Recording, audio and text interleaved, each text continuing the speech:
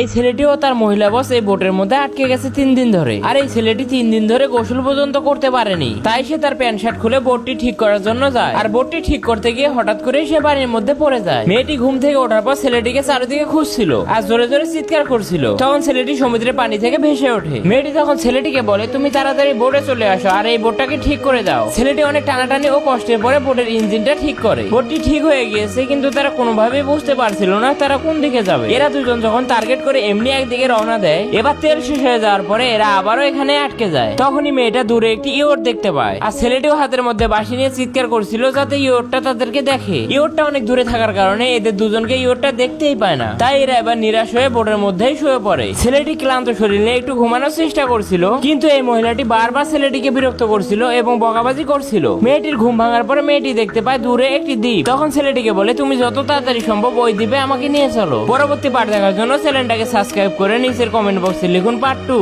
অবশ্যই ভালো রেসপন্স পেলে এর পার্ট 2 নিয়ে আসবো।